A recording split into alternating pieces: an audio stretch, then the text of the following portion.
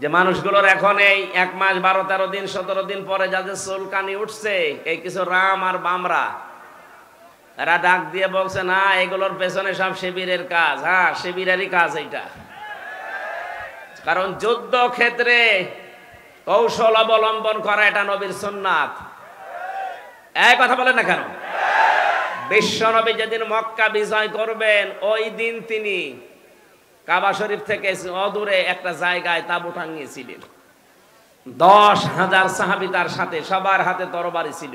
নবীজি বললেন না, এখানে কৌশল করা লাগবে, তোমরা এই রাতের বেলা এখানে তাঁবু টাঙাও, এই জায়গাতে তোমরা 3টা কাজ বেশি করবা, আর পরবর্তীতে তোমরা 3টা কাজ করবাই না। 1 নম্বরে কাজ করবা যেটা বেশি, পায়খানা বা টয়লেট এটা বানাবা একেবারেই কম, কয়েকটা।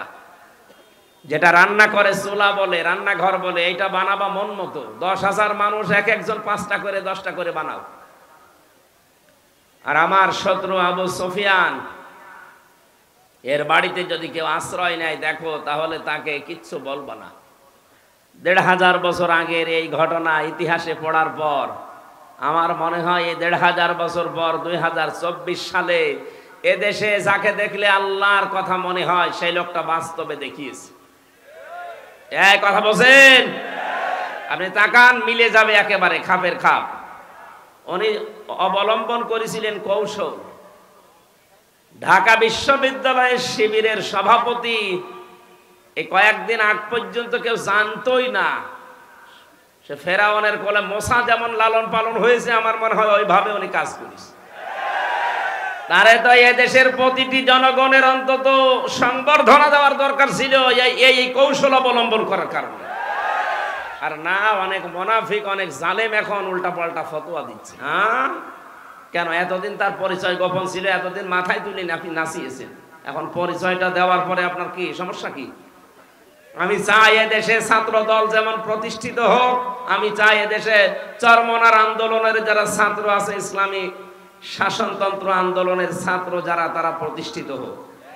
আমি ওইভাবে, আমার মন উদার, এজন্য চাই ইসলামী ছাত্র শিবির এদেশে ওইভাবে প্রতিষ্ঠিত হোক। আমার তো ছেলে নেই, আমার মেয়ে আছে। আমি চাই আমার মেয়েদেরকে মানুষের মতো মানুষ করার জন্য একটা সংগঠনের দেশে আমার মন মতো আছে, আমি ধাসে ধাসে পরীক্ষিত, সেটা ইসলামী ছাত্রী সংস্থা। আমি আপনাকে গ্যারান্টি দিচ্ছি, যদি শেষ বয়সে বৃদ্ধাশ্রমে যেতে না চান, যদি নিজের ছেলে নিজের মেয়েকে নেশাগ্রস্ত অবস্থায় দেখতে না চান, ইসলামী ছাত্রী সংস্থা, ইসলামী ছাত্র শিবিরে নির্দ্বিধায় দিয়ে দেন, আমি গ্যারান্টি দিচ্ছি এই 2টা কাজ জীবনে পাবেন না। একমাত্র ছাত্র সংস্থা বাংলাদেশে একটাই, অন্যগুলো আছে ইসলামী যারা আছে, কিন্তু এটা আমি পরীক্ষিত, এদের ভেতরে কোনো নেশাখোর নেই। আপনি আল্লাহর ওলি দেখার জন্য সেই বরিশাল চলে যান, আল্লাহর ওলি দেখার জন্য চলে যাচ্ছেন সেই চট্টগ্রামে, সিলেটে। কিসের আল্লাহর ওলি? আল্লাহর ওলি আপনার বাড়ির পাশে ওই ছেলেটা যে যুবক মানুষ 5 ওয়াক্ত নামাজ পড়ে আর তাহাজ্জুদ আদায় করছে। এটার ট্রেনিং দেওয়ার জন্য ইসলামী ছাত্র শিবির, ইসলামী ছাত্রী সংস্থা, এটা আল্লাহর নিয়ামত। আমি আবার বলছি, ছেলে আল্লাহ আমাকে দেয়নি, 2টাই মেয়ে, এই 2টাকে এরকম জায়গায় ভর্তি করে দেব। আমার জীবনের কোনো চিন্তা থাকবে না যে তাদের নিয়ে, কারণ ওইভাবেই তারা ধাসে ধাসে গড়ে তুলবে। 5 ওয়াক্ত নামাজ পড়লে রিপোর্ট লেখা লাগে যে আমি 5 ওয়াক্ত নামাজ পড়েছি। আমি পরীক্ষিত এই কারণে বলছি, কয়েকদিন আগে আমার একটা শপথ ছিল, কিন্তু হয়নি। 120টার উপরে আমরা প্রশ্ন দিয়েছিল, পারিবারিক জীবন সম্পর্কে 20টার উপরে। আমি সারা দেশে কোরআনের ওয়াজ করে বেড়াই, অথচ আমি এ পরীক্ষায় পাশ করতে পারলাম না, আমার সিরিয়াল আবার পেছিয়ে দিয়েছে। তাহলে যারা পাশ করেছে ওরা যদি সত্যি পাশ করে থাকে, তারা কোন ধাঁচের মানুষ আপনি টের পাচ্ছেন না? নবীজি যা করেছিলেন আমার মনে হচ্ছে 1,500 বছর পরে তাই করছে এই মানুষগুলো। এমনি এমনি আল্লাহ একেবারে সহজে বিজয় দিয়ে দিল। এর ভেতরে কত ঘাম, কত রক্ত, কত কৌশল, কত বুদ্ধি আপনি টের পাচ্ছেন? 15.5 বছর বহু চেষ্টা হয়েছে, কিচ্ছু হয়নি। জালেম আরো তার বৃদ্ধি বাড়িয়েছে। কথা বলেন। বিশ্ব নবী জানালেন তোমরা পায়খানা কম বানাবা আর চুলা বেশি বানাবা। ওই সময় আবু জেহেল তো আগেই মারা গেছে বদরে। মক্কা বিজয়ের সময় বেঁচে ছিল, কাফেরদের যে নেতৃত্বে ছিল এই লোকটার নাম আবু সুফিয়ান। খুব কৌশল বস্তু। রাতের বেলা গোয়েন্দাদেরকে 4 জনকে পাঠিয়েছে, যা তো দেখ মোহাম্মদ এসেছে নাকি মক্কা বিজয় করার জন্য, লোকজন কেমন আছে এটা একটু দেখে আয়। ওরা রাতের বেলা একটু হাফসা হাফসা দেখে, পাহাড়ের পাদদেশ থেকে তাকিয়ে দেখছে মানুষ আর কয়জন তো জানে না তাঁবুর ভেতরে, শুধু চুলা গুনতেছে। রান্নাঘর 1 2 3 4, মানে এক একজন মানুষ বানিয়েছে 8টা 10টা করে। 10,000 মানুষ যদি 5টা করেও বানায়, বলেন কত? এই 50,000 গুলতে গুলতে ওদের রাত হয়ে গেছে, রাত 12টা 1টা। একটা কাজ হলো, 5 চুলা যদি এত হয় তো মানুষ কত আছে ও গুলে শেষ করা যাবে না, চল নেতারে বলি। নেতারা এসে বলছে যে কি মানুষের পরিমাণ আমরা জানি না, তাঁবুর ভেতরে কত কি আছে, খালি চুলা গুলিছি। রান্নাঘর গণনা করতে করতে রাত প্রায় অর্ধেক হয়ে গেছে, আমরা চলে আসলাম। মানুষের হিসাব আমরা জানি না। ধমক দিয়ে বলছে পাঠালাম তোদের মানুষ গণনা করতে, তোরা চুলা গুনলি, তোদের দিয়ে হবে না। আরো নতুন 4 জনকে ভোরবেলার দিকে পাঠিয়েছে, যা এবার দেখ। নবীজি জানিয়েছিলেন পায়খানা কম বানাবা, আর এ রাতে যেহেতু এ কাজে সবার যাওয়া লাগে, প্রাকৃতিক প্রয়োজন। এক একটা পায়খানার সামনে দাঁড়িয়ে আছে 200 500 700 করে। ওরা গণনা করছে লাইন, 4-5 লাইন গণনার পরে চিন্তা করছে এ তো কয়েক হাজার হয়ে গেল, আর তাঁবুর ভেতরে যে কত আছে ও আল্লাহ জানে, দরকার নেই। যে বলছে কত মানুষ আছে গণনা করতে পারেনি, কিন্তু পায়খানার সামনে যে লাইন, 4-5 লাইন গণার পরে আমাদের আর সহ্য হয়নি, চলে এসেছি। গণনা করতে পাঠালাম কি, আর তোরা গুনলি কি? তোদের দিয়ে হবে না, আমি নিজে একা যাবো। সকালবেলা গেছি, রোদ পড়ছে যখন, চিকচিক করে তরবারির উপরে 10,000 মানুষ দাঁড়িয়ে আছে সকালবেলা। হযরতে আব্বাস রাদিয়াল্লাহু তাআলা আসছিলেন এই দৃশ্য দেখার জন্য। পাহাড়ের পাদদেশে দাঁড়িয়ে আবু সুফিয়ান তাকিয়ে দৃশ্য দেখে হযরত আব্বাসকে দেখতে পেলেন। বললেন, আব্বাস, মনে হচ্ছে তোমার ভাইয়ের ছেলে ভাতিজা আজ বিশাল বাদশা হয়ে গেছে। তার মশান কি 10,000 তরবারি নিয়ে একা একা গিয়েছিল, অথচ আজকে এসেছে 10,000 মানুষ নিয়ে। হযরত আব্বাস ওই দিন বলেছিলেন, আবু সুফিয়ান তোমার চোখ তোমাকে ধোঁকা দিচ্ছে, ভালো করে চোখ মলন করে আবার একটু তাকিয়ে দেখো, এর নাম বাদশাহী না, এর নাম নবুয়ত। নবুয়তের শান আছে, এই জন্য তুমি এখনো দাঁড়িয়ে আছো। নবুয়ত যদি না হতো তাহলে তোমার মতো কাফের এই জায়গায় কল্লা নিয়ে বডির উপরে দাঁড়িয়ে থাকতে পারতে না। আগস্টের 5-এর পরে যারা ইসলাম বোঝেন না তারা কিন্তু উল্টাপাল্টা শুরু করেছিলেন, কিন্তু সত্যিই যারা ইসলাম বোঝে 152 জন যারা, তাকান তো, তারাও ঠিক এইটাই কায়েম করেছে। তারা দেখিয়েছে, কিন্তু একটাকেও আঘাত করে নাই। শেষ পর্যন্ত লোকটা মুসলমান হয়ে গিয়েছিল। চিন্তা করেছেন কোথায়? শত্রুদের ঘরে আশ্রয় নিলে বলেছিলেন মাফ করে দিবা। এত বড় কঠোর এবং প্রকাশ্য শত্রু ছিল আবু সুফিয়ান। আমার তো মনে হচ্ছিল 5 তারিখের পর থেকে অন্য কিছু মনে হয় আমাদের দ্বারা হবে, কারণ আমার নিজেরও রাগ ছিল। 3টা বছর বিনা কারণে ওরা যা কষ্ট দিয়েছে আমারে, জেলখানা এমনি দিয়ে দিতেন, 3 বছর না 10 বছর রেখে দিতেন। তা আমার যে মামলা, এ মামলায় তো মানে বাড়িতেও রাখা যায় না, জান্নাতে রাখা দরকার। আর আমার ওরা ফাঁসির কন্ডেম সেলের ভেতরে 24 ঘন্টা তালা লাগিয়ে আবার সিসি ক্যামেরা দিয়ে রাখে, যেন আমার সাথে কেউ যেন কথা না বলে। মাওলানা মামুনুল হক আর আমার এত কষ্ট দিয়েছে, রিমান্ডে তো দিয়েছে মাটির নিচে নিয়ে, জেলখানার ভেতরে। আর অধিকাংশ পড়তো আমাদের মালায়ন হিন্দু, দেবদাস, সুব্রত বালা, দেবদুলাল, আশিক কুমার, এ নামগুলো মুখস্থ হয়ে গেছে। 3 বছর এরাই ছিল আমার সামনে।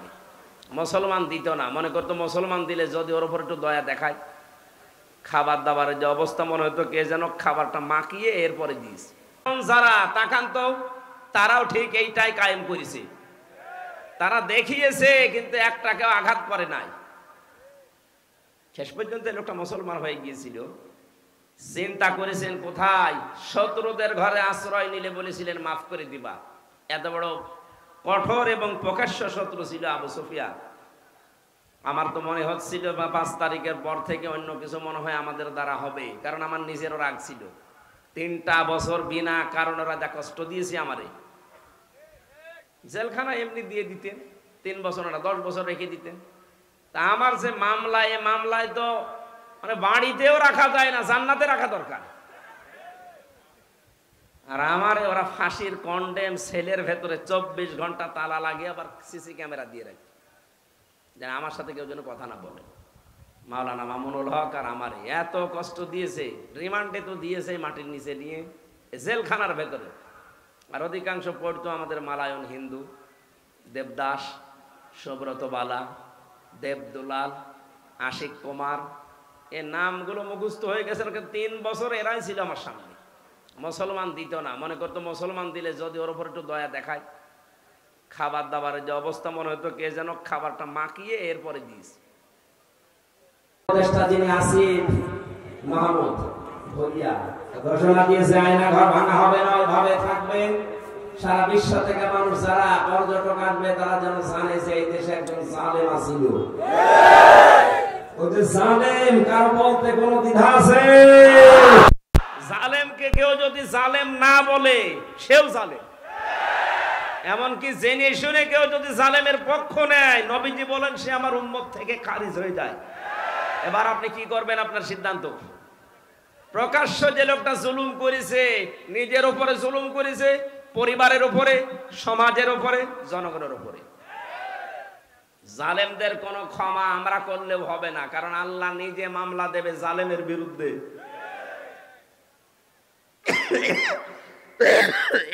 কথাটা খুব ভয়ঙ্কর কথা, আল্লাহ নিজে মামলা দেবে। আপনি টের পাচ্ছেন? আমার তো এই আয়াত পড়ার পরে সূরা শুরার 42 নম্বর আয়াত, এই আয়াত পড়ার পরে আমার শরীর শিউরে ওঠে যে এদেশের 1628টা চেয়ারে যারা ছিল সবগুলো জালেম, একটাকেও আমি ভালো পাইনি। আমি বহু জায়গায় গিয়েছি, প্রত্যেকটাই জালেম ছিল। আরে প্রত্যেকটাই আল্লাহর মামলার আসামি। বলেন কেন? সূরা আলে ইমরানের 168 নম্বর আয়াতে আছে, 78 নম্বর আয়াত, ওয়ালা ইয়াহসাবান্নাল্লাযীনা কাফারু আন্নামা নুমলি লাহুম খায়রুল লিআনফুসিহিম ইন্নামা নুমলি লাহুম লিয়াজদাদু ইসমা ওয়ালাহুম আযাবুম মুহিন। আল্লাহ পাক বলেন, হে নবী, কাফেররা ধারণা করে, মনে করে, এই চিন্তা ভাবনা করে যে ক্ষমতা আল্লাহ তাদেরকে দিয়েছে, ক্ষমতায় বসিয়ে রেখেছে মনে হয় ভালোবেসে। অথচ না, তাদের এই ক্ষমতা দিয়ে যে জুলুম অত্যাচার গুলো হয়, আমার আল্লাহ বলেন আমি তাদের পাপ পরিপূর্ণ হয়ে যাক এইটা চাই, আর হয়েছেও তা। 15.5 বছরে পাপ একেবারে খাপের খাপ মিলে গেছে, আর জায়গা নেই। তখন আল্লাহ পাক বলেন আলাহুম আযাবুম মুহিন, আমার শাস্তি তখন ভয়ঙ্কর অবস্থায়, অপমানিত অবস্থায় তাদেরকে পাকড়াও করেছে। 850 বছর আগে পালিয়েছিল লক্ষণ সেন, এত বছরের ভেতরে পৃথিবীতে কেউ পালায়নি, এইটা বাদ দিয়ে। কথা বলেন না কেন? এই জন্য বাস্তবতায় এইটা আল্লাহ পাক দেখেছেন যে পাপ আর জায়গা নেই পূর্ণ হওয়ার, পরিপূর্ণ হয়ে গেছে। তখন আল্লাহ ধরেছে একেবারে ধরার মতো, যারেই ধরে তারে এত অপমান করে, পৃথিবীতে এত অপমান কেউ হয়নি। আপনারা বলেন ওরা যারা ফাঁসি দিয়েছে, হ্যাঁ ফাঁসি যারা দিয়েছে, যে মানুষগুলো ফাঁসি হয়েছে প্রত্যেকেই বীরের মতো জীবন দিয়ে গেছে। আমাকে যে কারারক্ষী পাহারা দিত তার ভেতরে একজন আমি মুসলমান পেয়েছিলাম, কুতুবউদ্দিন, রাজবাড়িতে বাড়ি। বের হওয়ার কিছুদিন আগে আমারে বলছে, হামজা ভাই, আমি ওই সময় পাহারায় ছিলাম শহীদ মীর কাশেম আলীর, ওনাকে যেদিন ফাঁসি দেওয়া হবে সকাল রাত 10টা 1 মিনিটে, সন্ধ্যার সময় আমার ডিউটি শুরু হওয়ার পরে বললাম, স্যার আপনারা 3 ঘন্টা পরে ফাঁসি, আপনি প্রস্তুতি নেন। উনি আমারে বলছে, কারারক্ষী ভাই 3 ঘন্টা তো অনেক সময়, আপনি তো 2 ঘন্টা ঘুমালাম, আপনি আমারে ডাক দিয়ে দিয়েন 1 ঘন্টা আগে। আপনি আল্লাহর ওলি খুঁজে পান না? মাওলানা মামুনুল হক জেলখানায় আমার পাশের রুমে 3টা বছর মাঝে মাঝে এই কথা আমাকে জানাতো, হামজা ভাই এতদিন পর্যন্ত উল্টা পাল্টা ধারণা আমিও করেছি, এখন বাস্তবতা এসে দেখছি এদেশের সবচাইতে আল্লাহওয়ালা এবং ইমানদার মানুষ যাদের ফাঁসি দেওয়া হয়েছে জামাতের, তাদের যে ইমান কোন পর্যায়ে এটা মাপার ক্ষমতা আমারও নেই। আমিও মানুষ হিসাবে মাঝে মাঝে ধৈর্যহারা হয়ে যায়। কিন্তু কি শোনালো কারারক্ষী, 3 ঘন্টা পরে যার ফাঁসি সে লোকটা বলছে আমি 2 ঘন্টা ঘুমালাম, আপনি আমারে ডাক দিয়েন। তার ঘুম আসে কি করে? আমরা ঘুমের বড়ি খেয়ে আমার ঘুম আসতো না, তাও তো আমার কোনো চিন্তা নেই। আর তার নিজের ছেলে ব্যারিস্টার আরমান গুম হয়ে আছে 8 বছর। তার স্ত্রী ওই সময় অসুস্থ, তার দলীয় লোকগুলো সব পালিয়ে পালিয়ে বেড়াচ্ছে, কেউ জেলখানায় ভর্তি আছে। বাংলাদেশের ভেতরে একটা ম্যাগনেট ছিল, হাজার লক্ষ মানুষের কর্মসংস্থান তৈরি করে দিয়েছে। সেই লোকটা মাত্র 3 ঘন্টা পরে ফাঁসি বলছে আমি ঘুমালাম। দেখলাম ঠিক 2 ঘন্টা পরে ডাক দিলাম, উনি উঠলেন, গোসল করার পরে ওযু করার পরে এসে নামাজ শেষ করে আমারে বলছে এবার চলেন। চলেন মানে আপনি যদি নিয়ে যেতে না পারেন তাহলে জল্লাদকে ডাক দেন, কারণ সময় আর বেশি নেই, মনে আছে শ্বশুর বাড়ি যাবে, তাড়াতাড়ি করছে। আমার ওই সময় আমাকে কারারক্ষী বলেছে ভাই আমার তো মনে এখনো পর্যন্ত বিশ্বাস হয় না যেন ঘুমাইলো কি করে, ওনার এত চিন্তায় ঘুম আসলো কি করে। আমি বলেছিলাম কুতুব ভাই ঘুম কেন এসেছে আমি বুঝতে পেরেছি। সূরা হামিম সিজদার 30 নম্বর আয়াতে আল্লাহ 1500 বছর আগে তার ঘুমের কাহিনী জানিয়েছেন। ইন্নাল্লাযীনা ক্বালু রাব্বুনাল্লাহু সুম্মা ইসতাকামু তাতানাজ্জালু আলাইহিমুল মালাইকা। আল্লাহ পাক বলেন অবশ্যই যারা এই কথা বলতে পারে আমাদের রব আল্লাহ, আর এর উপরে যারা টিকে থাকতে পারে। এ বাংলাদেশের 100 জনের 96 জন যেহেতু আমরা মুসলমান, আমরা এক বাক্যে চামড়ার মুখ দিয়ে বলে ফেলতে পারি আমাদের রব আল্লাহ, কিন্তু টিকে থাকার মতো মানুষ মাত্র 100 জনের 15 জন ছিল। এক কথা বলছেন, 96 জন মানুষ আমরা বলি যে হ্যাঁ আমাদের রব আল্লাহ, কিন্তু ঝড় আসলে টিকে থাকার মতো মানুষ মাত্র 100 জনের 15 জন। বাকিগুলো সব ওই আমার তালই হয় এই লাইনে আছি, ঝড় দেখলেই বাতি আগেই নিভে যায়। কোথায় সেই সৈয়দপুরে ঝড় উঠেছে, এই জল ঢাকায় বাতি নিভে গেছে। কিন্তু যারা টিকে থাকতে পারে, সৈয়দপুরে না এখান থেকে ½ কিলোমিটার দূরেও যদি বিশাল ঘূর্ণিঝড় শুরু হয় বাতি জ্বলতেই থাকে। তাদের ভেতরে একজন শহীদ মীর কাশেম আলী। এই লোকটাকে যখন আল্লাহ একজন আছে তিনি আমাদের রব এবং টিকে থাকার মতো ঈমান আল্লাহ দেখলেন যে হ্যাঁ টিকে আছে, আল্লাহ পাক বলেন তখন তার বিপদে আমি আল্লাহ ফেরেশতা পাঠাই। এ কথা কার? আরো জোরে বলেন। এটা যে প্রমাণ হয়েছে এই দেশে সেই কথাটাই শোনালাম। কেন ওই লোকটা ওই সময় এ কথা বললো যে আমি 2 ঘন্টা ঘুমাই, আপনি কি স্বাভাবিক মনে করছেন? বলতে আমার যত সহজ লাগছে বিষয়টা এত সহজ না, কারণ আমি নিজে তো পরীক্ষিত। ঘুমের পাওয়ার আলা বড়ি খাওয়ার পরেও আমার ঘুম আসতো না, আর তার বিনা চিন্তায় কোনো চিন্তাই নেই। আমার তো মনে হচ্ছিল যে আল্লাহ যেন নিজে ফেরেশতা পাঠিয়ে তার কানের কাছে এই কথা শোনাচ্ছে, আল্লাহ তাখাফু ওয়ালা তাহজানু, কোনো ভয় নেই, কোনো চিন্তা নেই। আয়াতের তাফসীর পড়তে গিয়ে আমি 2টা বিষয় পেয়েছি। ফেরেশতারা আসার পরে কানের কাছে মুখ নিয়ে জানাতে থাকে মীর কাশেম আলী ভয় পাবেন না। কিসের জন্য ভয় করেন আপনি?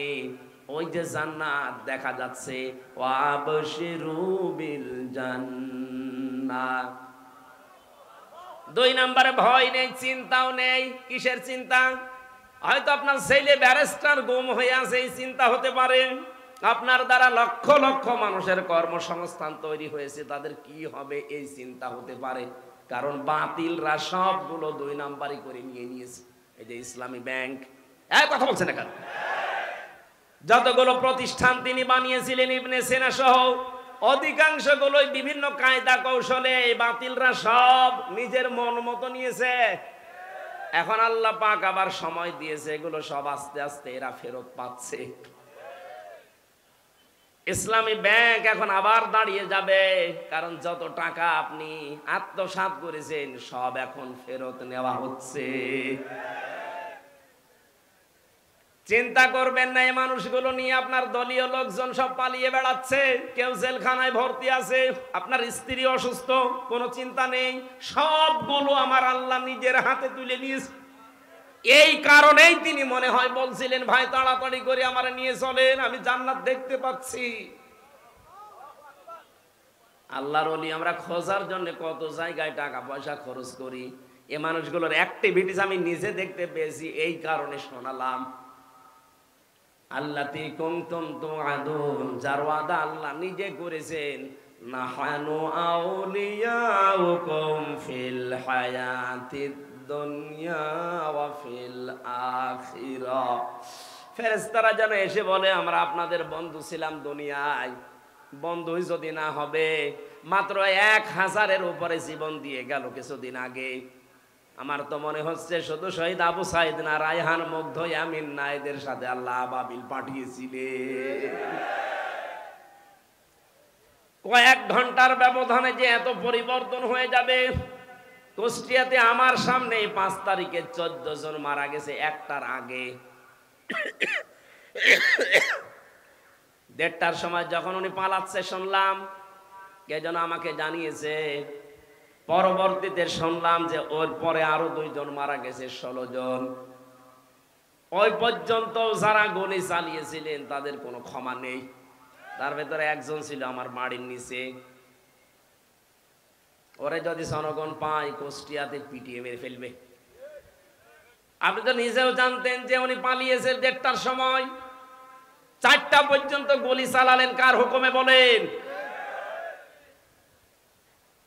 বাড়িতে এসে দেখলাম যে তালা মারা, উনি নেই, আজও নেই, কালও নেই, কোথায় গেছে ও জানে, ওর আল্লাহ জানে।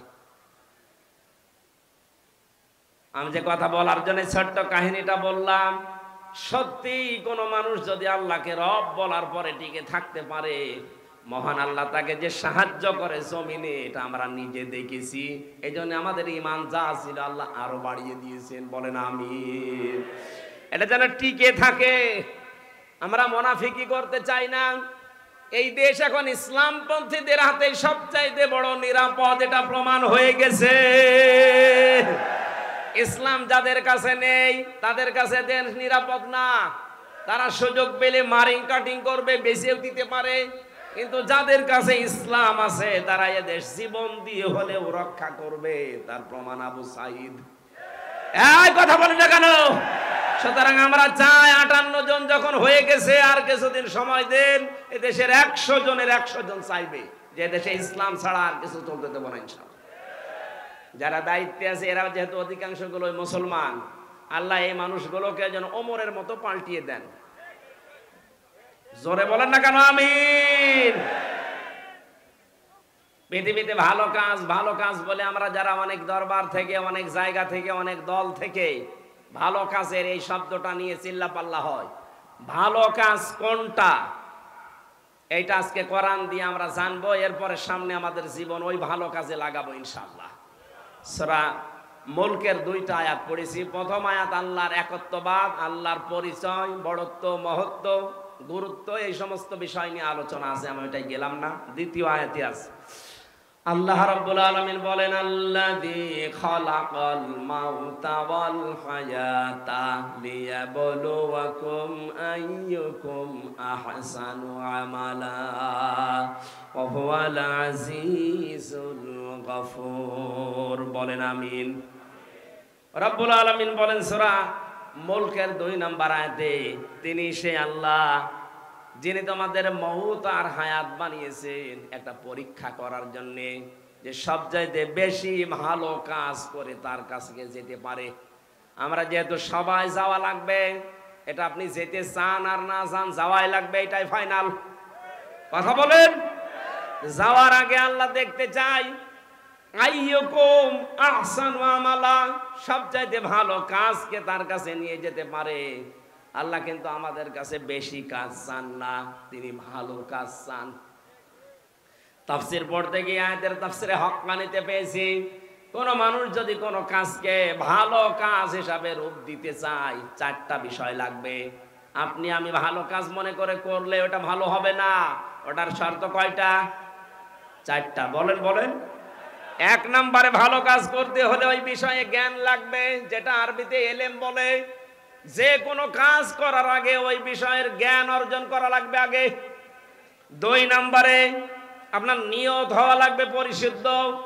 দুনিয়ার মানুষকে দেখে ভালো বলবে, কে খারাপ বলবে না। এই কাজটা আমি করছি আমার মালিকের জন্য। জোরে বলেন আল্লাহু আকবার। তিন নম্বরে, এই কাজ করতে গেলে যদি বাধা বিপত্তি আসে, ধৈর্য ধারণ করা লাগবে। চার নম্বরে, এই কাজের ভেতরে ইখলাস লাগবে। বলেন কি লাগবে? এই চারটা বিষয় আমি বাস্তবে অনেকের ভেতরে পাচ্ছি, এজন্য তাদের কাজগুলো আমার কাছে ভালো মনে হয়। আজ দেখেন এই দেশে কত মানুষ কত কাজ করার পরে ভালো কাজ বলে চালিয়ে দিচ্ছে, কিন্তু কাজটা সম্পর্কে সঠিকভাবে তথ্য জানা না থাকার কারণে কাজটা হওয়ার আগেই ভেঙে পড়ছে। কুষ্টিয়ায় মেডিকেল কলেজ বানিয়েছে। আমি যখন জেলখানায় ছিলাম, পত্রিকায় দেখলাম নাকি ছাদ ভেঙে পড়ে একজন অসুস্থ আহত অবস্থা। দেখেন কাজটার জন্য কত কোটি টাকা বাজেট হয়েছিল, কিন্তু ভালো কাজ হয়নি। রডের বদলে হয়তো বাঁশ দিয়েছিল। কথা বলো না কেন? আল্লাহ আপনার কাছে বেশি কাজ চান না, আল্লাহ চান ভালো কাজ। বলেন তো কি কাজ?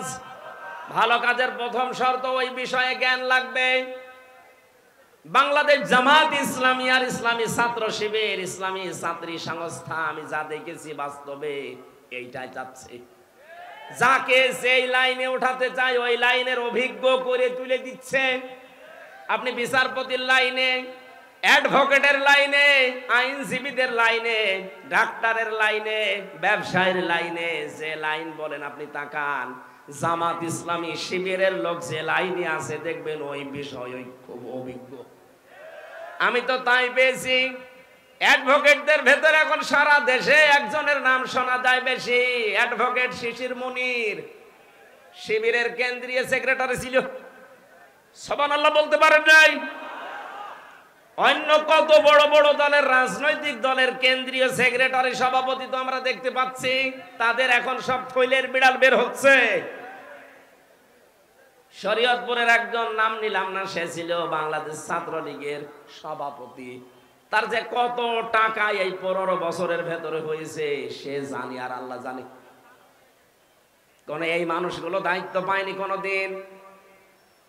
এদেরকে আপনি একটু দিয়ে দেখেন তো, যার 10,000 টাকা নিয়ে দায়িত্ব দিয়েছেন, 20 বছর পালন করার পরে 11,000 হবে না, 10,000 চাইতে আরো কমবে।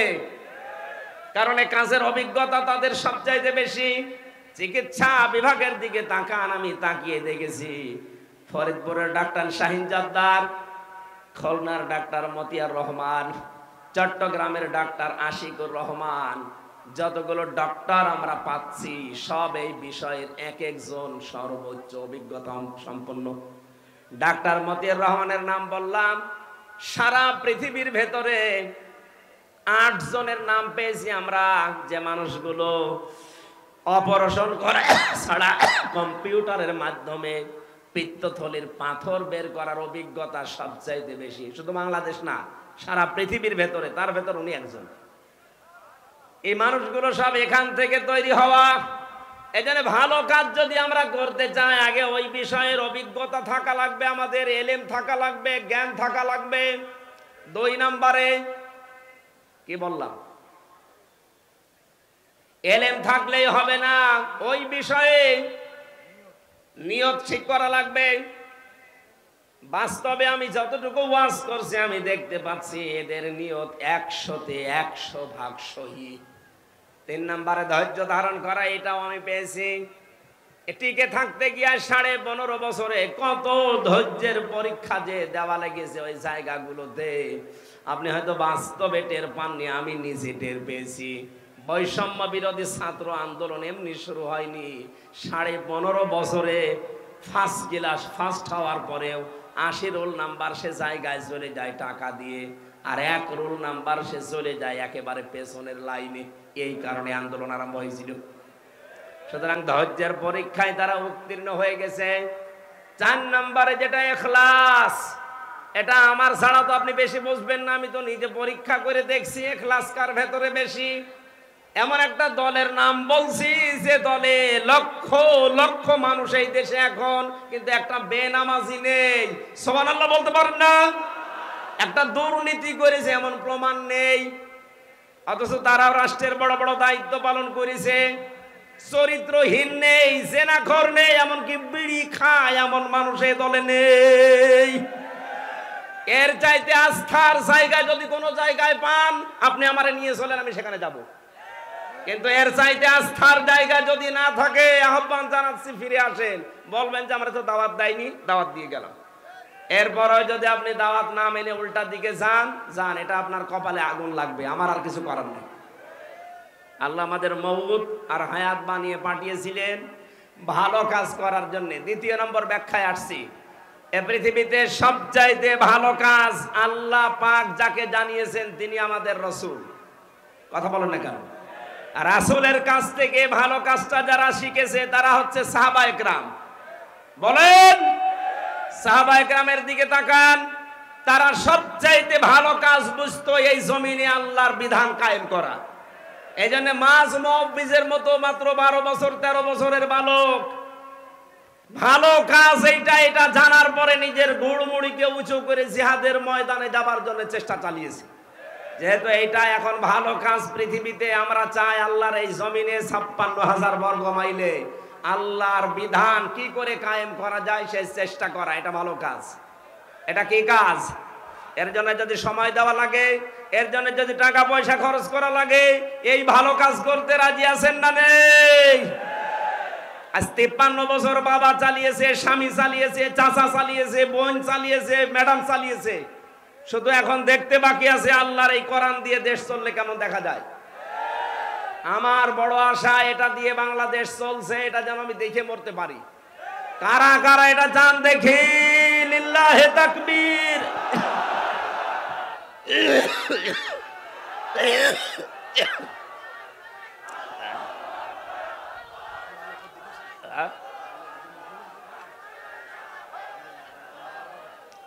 সম্মানিত মা বোন যারা এসেছেন, আপনাদের জন্য পৃথিবীতে ভালো কাজ এইটাই, আল্লাহর জমিনে আল্লাহর দিন কায়েমের জন্য আপনার সন্তান, আপনার স্বামী, আপনার ছেলে, আপনার জামাই, তাদেরকে আপনি রেডি করে দেবেন। আল্লাহ কবুল করুন, আল্লাহুম্মা আমিন। লা ইলাহা ইল্লা আনতা সুবহান